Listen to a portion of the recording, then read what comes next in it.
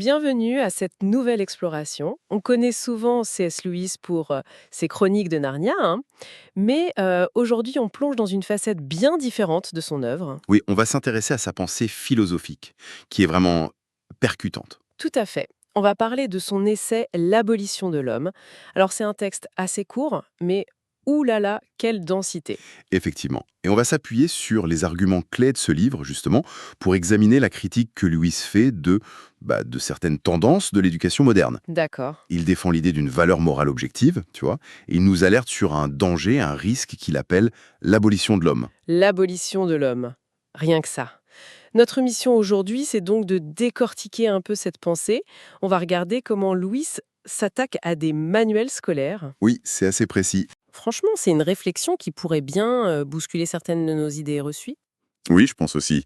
Alors, on commence par le cœur du problème selon Lewis, ce qu'il expose dans son premier chapitre, euh, les hommes sans poitrine. Allons-y.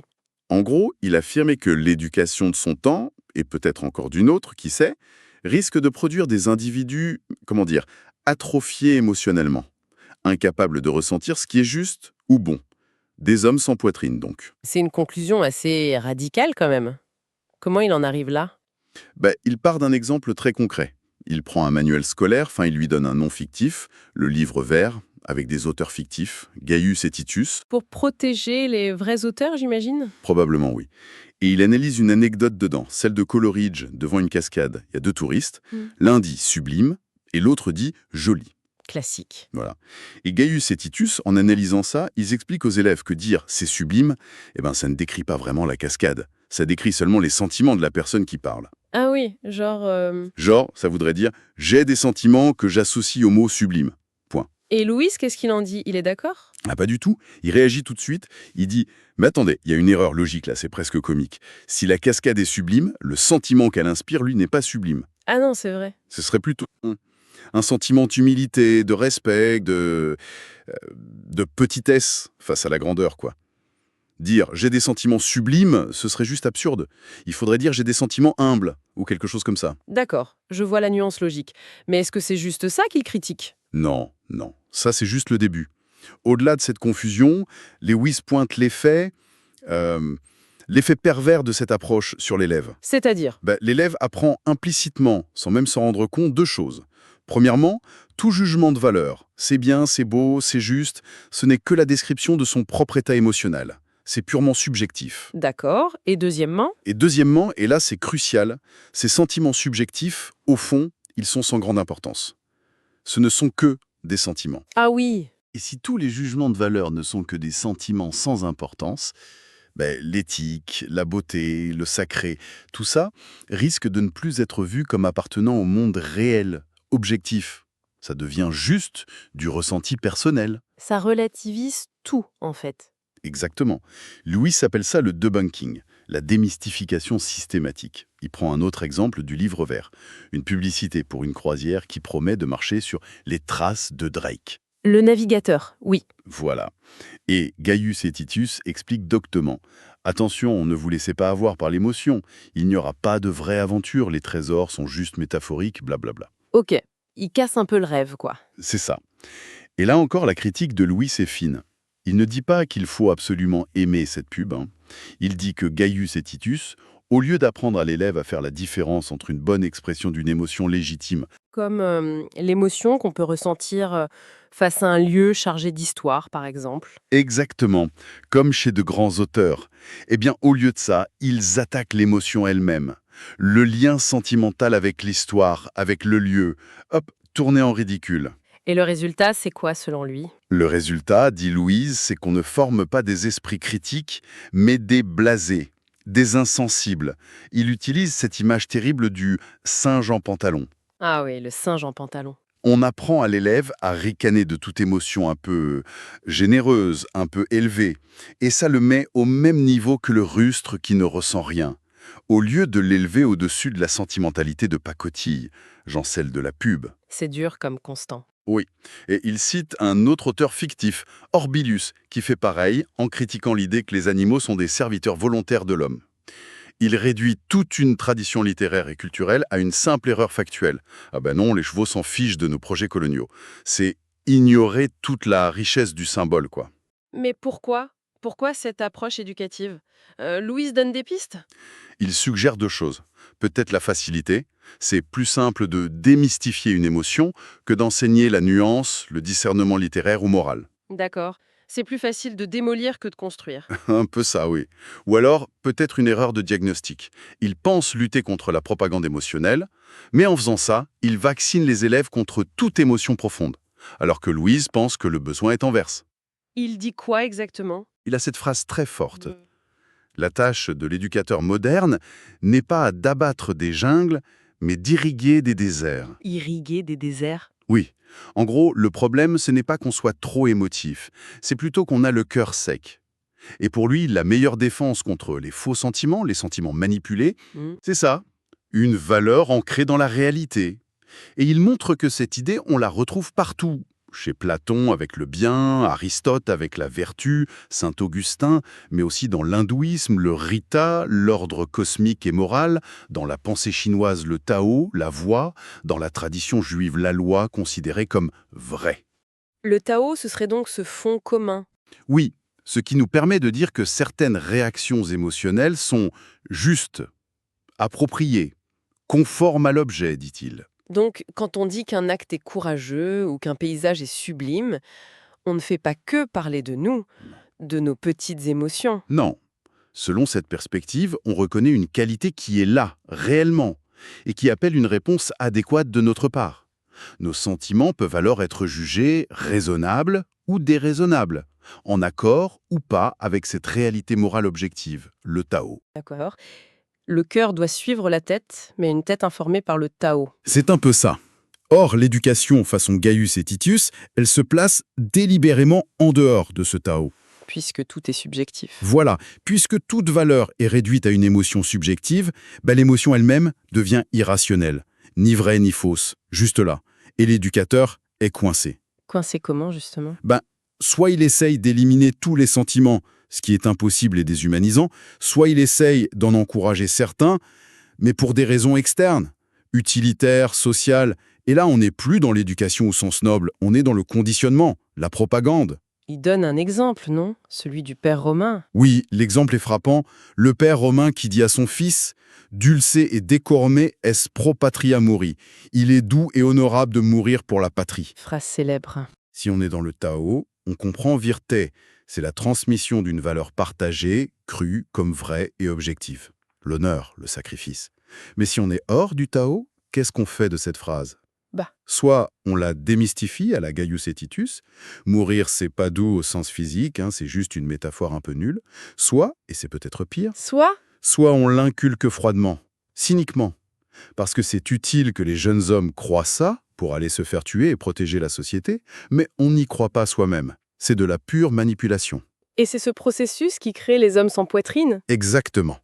Lewis reprend ici une vieille idée qu'on trouve chez Platon. L'être humain aurait trois parties.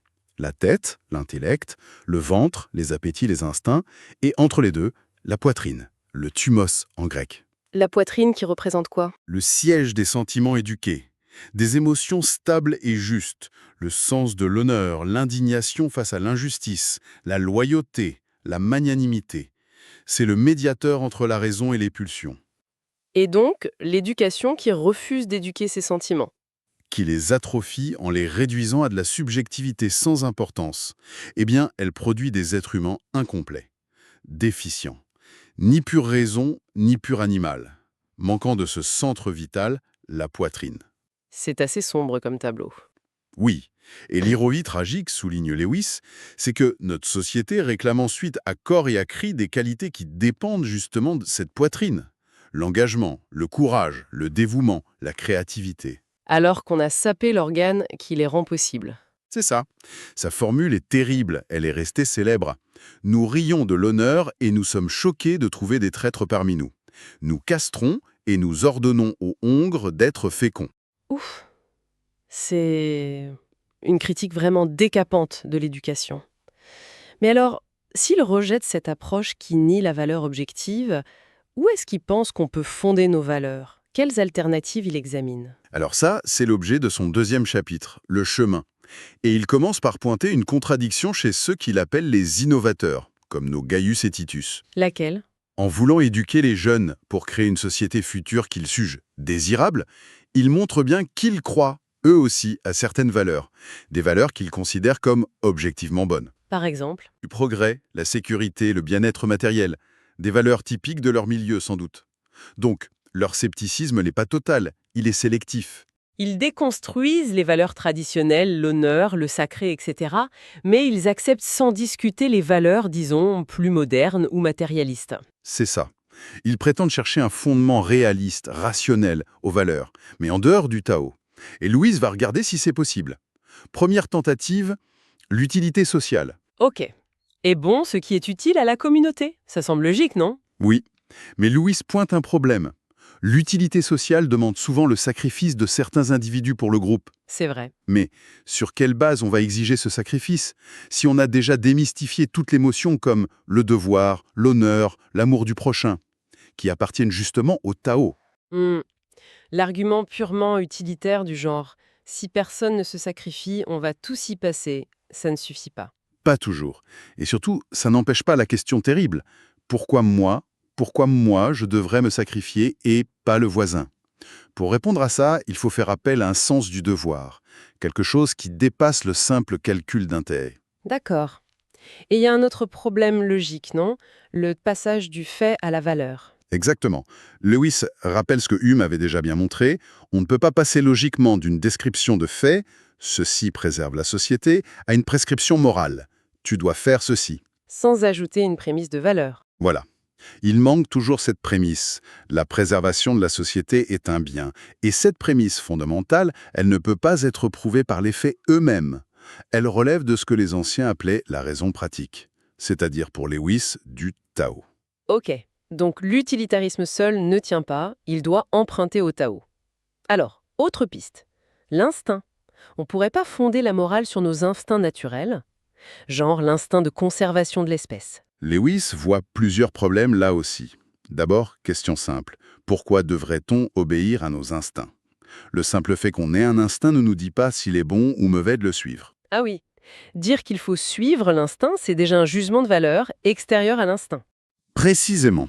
Ensuite, que faire quand nos instincts entrent en conflit? L'instinct de conservation personnelle contre l'instinct supposé de conservation de l'espèce, par exemple. Qui décide lequel doit primer? Il faut bien un arbitre, une règle supérieure. Oui. Et cette règle, cet arbitre pour hiérarchiser les instincts, ce ne peut être qu'un principe venu, d'où? Du Tao, encore une fois. Essayer de dire qu'un instinct est plus fondamental qu'un autre? C'est soit un jugement de valeur déguisé, donc ça vient du Tao, soit une simple observation quantitative. Il est plus fréquent, il est plus intense. Mais ça n'a aucune force morale. Pourquoi le plus fréquent serait-il le meilleur? C'est vrai. D'ailleurs, Louise dupe même que l'instinct de conservation de l'espèce, ou le souci pour une postérité lointaine et abstraite, soit vraiment naturel au centre biologique. Ce qui est naturel, c'est l'amour pour nos enfants, nos proches. Le devoir envers les générations futures, c'est une construction culturelle, réfléchie, qui dérive sans doute de principes plus généraux du Tao, comme la bienfaisance. Donc la conclusion de Louise semble assez inévitable finalement. Oui, toute tentative pour fonder des valeurs morales en dehors du Tao, que ce soit sur l'utilité, la raison, purement descriptive, l'instinct, elle est vouée à l'échec. Parce qu'elle est obligée, à un moment ou à un autre, d'emprunter en cachette ses principes directeurs au Tao lui-même. Comme le devoir envers la postérité qui découlerait du devoir général de bienfaisance. Exactement. Et c'est pour que Louis affirme que le Tao, il l'appelle aussi loi naturelle, morale traditionnelle, premier principe de la raison pratique, n'est pas juste un système de valeurs parmi d'autres. C'est la source même de toute valeur possible. Le rejeter complètement, ce serait... Rejeter la possibilité même de la valeur, pas juste choisir un autre système. Et les idéologies modernes qui prétendent le remplacer, ce ne sont souvent que des fragments du Tao, arrachés à leur contexte, hypertrophiés et devenus parfois dangereux. Comme le nationalisme, qui exalte le devoir envers les siens mais oublie la justice universelle. Par exemple, Lewis parle de « la rébellion des branches contre l'arbre ». C'est une belle image. Mais il dit quand même que le Tao n'est pas figé, qu'il peut évoluer. Ah oui, tout à fait. Il peut y avoir un développement, une meilleure compréhension, mais ça doit se faire de l'intérieur, en restant fidèle à l'esprit du Tao. Il donne l'exemple du passage de la règle d'or négative «ne fais pas à autrui» à la règle d'or positive «fais à autrui». C'est une évolution interne, pas une rupture. Et une critique qui viendrait de l'extérieur, qui remettrait en cause le Tao lui-même. Ça, pour Lewis, c'est stérile et destructeur. Comme chez Nietzsche, par exemple. Si on rejette les fondements mêmes, sur quoi on va s'appuyer après? Il cite Confucius et Aristote. Seuls ceux qui ont été éduqués dans la tradition morale peuvent vraiment la comprendre pour la critiquer ou la développer intelligemment. Demander pourquoi devrais-je être moral depuis un point de vue complètement extérieur. C'est une question qui n'a pas de réponse, parce que les principes ultimes, par définition, ne peuvent pas se justifier eux-mêmes à ce niveau fondamental. Logique. Et ça nous amène au troisième et dernier chapitre, le plus prophétique peut-être, et le plus inquiétant, l'abolition de l'homme. Oui. Si le Tao est le fondement de notre humanité, qu'est-ce qui se passe si on croit pouvoir s'en passer? Si on pense pouvoir prendre le contrôle total, y compris sur notre propre nature humaine? Comment il aborde ça? Il commence par décortiquer une expression qu'on entend souvent, la conquête de la nature par l'homme. Oui, ça sonne bien, non? Justement, Lewis dit « Attention, ce n'est jamais l'humanité en tant que tout qui conquiert la nature. C'est toujours le pouvoir de certains hommes sur d'autres hommes en utilisant la nature comme instrument. » Des exemples? L'avion permet à certains de voyager ou de bombarder d'autres. La radio permet à certains de diffuser leurs idées à d'autres. Les techniques de contrôle des naissances ou de génisme permettent à certains de décider qui va naître ou pas. Le pouvoir sur la nature devient un pouvoir sur l'homme. Exactement. Et il insiste sur la dimension temporelle. Ce pouvoir s'exerce souvent d'une génération sur les suivantes. Imagine une génération qui maîtriserait parfaitement l'eugénisme et le conditionnement éducatif. Elle pourrait façonner toutes les générations futures comme elle veut. Voilà. Ces générations futures seraient alors totalement dépendantes des choix faits par cette génération passée. Elles seraient ses patients, ses produits. Donc, chaque nouveau pouvoir sur la nature est potentiellement un pouvoir accru de certains hommes sur d'autres. L'homme qui triomphe est aussi en partie l'homme qui est asservi. C'est paradoxal. Et l'étape ultime de cette logique, ce serait quoi? Ce serait la conquête de la nature humaine elle-même. Quand l'homme, grâce à la science, eugénisme, psychotechnique, neurosciences, etc., parviendrait à contrôler et à façonner ses propres désirs, ses propres valeurs, sa propre conscience. Terrifiant. Et la question qui tue? Qui sont les vainqueurs de cette ultime bataille? Lewis répond une petite élite. Il les appelle les conditionneurs. Les conditionneurs. Et qu'est-ce qui les distingue des éducateurs ou des législateurs du passé? Une différence fondamentale, les anciens transmettaient le Tao, une loi morale à laquelle ils se sentaient eux-mêmes soumis. Mais les conditionneurs, eux, se situeraient en dehors du Tao. C'est-à-dire? Pour eux, les valeurs, le bien, le juste, le beau, ne seraient plus des réalités objectives à respecter. Ce seraient des artefacts. Des choses à fabriquer chez les autres. Les conditionneurs, selon leur propre projet. Mais alors, qu'est-ce qui les motiverait, ces conditionneurs, s'ils ne croient plus au bien ou au devoir? Excellente question. Puisqu'ils ne sont plus soumis au Tao, ils ne peuvent plus être guidés par des notions comme le devoir, le bien commun, la vertu. Ces notions, c'est justement ce qu'ils manipulent chez les autres. Toute tentative de justifier leurs actions par une valeur serait un cercle vicieux. Ils ne seraient pas forcément méchants, au sens classique. Louise dit qu'on ne peut même pas les juger comme ça. Ils seraient non humains au sens traditionnel, détachés de la source même de la valeur. Alors, qu'est-ce qu'il leur reste comme moteur? Il ne leur reste que leurs propres impulsions naturelles, leurs désirs, leurs caprices du moment. La seule règle devient « sic volo, sic jubeo ». Je le veux ainsi, je l'ordonne ainsi. Et même s'ils avaient des impulsions bienveillantes parfois. Ça ne changerait rien au fond. Parce que sans le Tao, il n'y a plus aucun critère objectif pour préférer une impulsion, la pitié mettons, à une autre, la cruauté, l'ennui, l'intérêt personnel. Leurs actions seraient dictées par le hasard de leur biologie, de leur digestion, de la météo, par la nature brute en eux. Et c'est là qu'arrive le paradoxe final. Oui, le paradoxe glaçant. Au moment où l'homme semble atteindre son triomphe absolu sur la nature, en contrôlant même sa propre nature, que se passe-t-il vraiment? Eh bien... L'immense majorité de l'humanité, les conditionnés, est totalement soumise à la volonté d'une poignée d'hommes, les conditionneurs. Et ces conditionneurs, eux-mêmes, ne sont plus guidés par la raison ou la morale, le Tao, mais par leur propre nature brute, leurs impulsions irrationnelles. Donc, la conquête de la nature par l'homme, Aboutit, en dernière analyse, à la conquête de l'homme par la nature. C'est la nature, sous forme des impulsions aléatoires des conditionneurs, qui règne un maître absolu. L'humanité comme projet rationnel et moral est abolie. c'est vertigineux. Comment explique-t-il ce mécanisme? Il dit que pour maîtriser une chose, on doit d'abord la réduire à l'état de simple nature, la voir comme un objet quantifiable, manipulable, sans valeur intrinsèque. Comme le scientifique qui dissèque? Ou l'ingénieur qui exploite une ressource? C'est ça. Mais quand on applique ce processus réducteur à l'homme lui-même, le conquérant finit par se réduire lui-même à l'état de simple nature. Il donne l'image du magicien qui vend son âme pour le pouvoir. Une fois l'âme, c'est-à-dire l'humanité ancrée dans le Tao perdu, le pouvoir obtenu n'appartient plus à l'âme, mais à la nature brute, aux appétits irrationnels qui restent. Et seul le Tao, parce qu'il est vu comme une loi objective qui s'impose à tous, Hmm. Gouvernant et gouverné, oui. Seul le Tao permet d'avoir une autorité qui ne soit pas pure tyrannie et une obéissance qui ne soit pas pur esclavage. et pour Louis, déjà en 1943, ce n'était pas juste une fiction lointaine. Non, pas du tout. Il voyait ce processus d'abolition déjà à l'œuvre. Partout où on traite les êtres humains comme de la matière première, l'aïlé des Grecs a façonné selon une idéologie. Partout où on démystifie les valeurs traditionnelles sans rien proposer d'autre que le vide ou la volonté de puissance. Il donnait des exemples concrets? Oui, il notait l'évolution du langage, très révélatrice selon lui. On ne dit plus tuer des ennemis, mais liquider des éléments indésirables. On ne cherche plus des hommes courageux pour être officiers. On identifie du matériel d'officier potentiel. La modération devient de la résistance à la vente. Autant de signes que l'humain est de plus en plus vu comme une chose, un objet. Exactement. Une matière à traiter. Est-ce qu'il y a une lueur d'espoir? Une échappatoire possible? Il en entrevoit une, peut-être, du côté de la science elle-même, curieusement. Il note que la science appliquée moderne partage avec la magie ancienne un même désir de pouvoir sur la réalité. Faust? Bacon? Oui, mais il appelle de ses voeux une nouvelle philosophie naturelle. Une science qui serait consciente que ces modèles abstraits ne sont qu'une vue partielle de la réalité.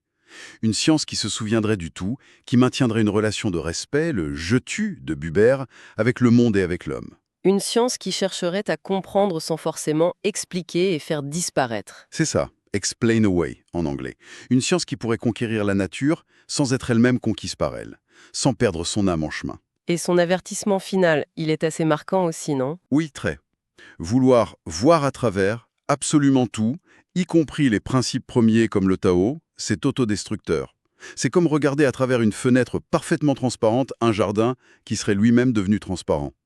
Au final, on ne voit plus rien. Voilà. Essayer d'expliquer les fondements même de l'explication et de la valeur, c'est scier la branche sur laquelle on est assis. Il dit qu'il y a des chemins où le dernier pas annule tout le voyage. Et réduire le Tao à un simple phénomène naturel contingent, c'est pour Louis ce pas fatal. Il faut peut-être juste mentionner rapidement qu'il y a un appendice dans le livre. Ah oui, très utile. Il compile des citations de plein de traditions différentes. Égyptiennes, babyloniennes, indo, chinoises, grecques, romaines, juives, chrétiennes, nordiques. Et elle montre quoi? Elles illustrent concrètement cette convergence universelle autour de principes moraux fondamentaux, la bienfaisance, les devoirs familiaux, la justice, l'honnêteté, la miséricorde. Ça vient vraiment appuyer son idée qu'il existe un Tao objectif et partagé par l'humanité.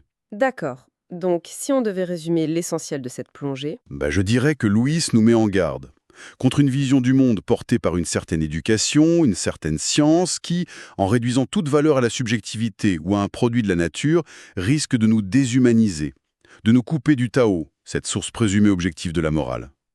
avec le danger ultime d'une humanité entièrement conditionnée, malléable, dirigée par des maîtres qui seraient eux-mêmes esclaves de leurs propres pulsions. C'est bien ça. C'est exactement ça, l'abolition de l'homme. C'est une réflexion qui soulève des questions vraiment fondamentales pour aujourd'hui, non? Quelle place on donne ou on refuse à cette idée de valeur objective? Comment notre propre parcours, notre éducation, a façonné notre manière de voir le bien et le mal? Oui, et où se situe la frontière entre un scepticisme sain, nécessaire, et un nihilisme qui finit par tout dissoudre? Quels sont les fragments de Tao, explicites ou implicites, qui guident encore nos choix, individuellement, collectivement? Et peut-être pour laisser une dernière pensée en suspens, cet avertissement de Lewis contre la tentation de voir à travers les fondements, ça résonne particulièrement aujourd'hui, non? À une époque où la déconstruction semble être devenue un réflexe quasi permanent. Absolument. Si on ne cesse de creuser sous les fondations de nos jugements, de nos valeurs, qu'est-ce qu'on trouve à la fin? Est-ce qu'on ne risque pas, peut-être sans le vouloir, de participer nous-mêmes à cette abolition de l'homme qu'il redoutait tant? Qu'est-ce que ça signifie encore être humain si on renonce à l'idée d'une loi morale commune, objective, qui nous dépasse et, d'une certaine manière, nous oblige? Vaste question.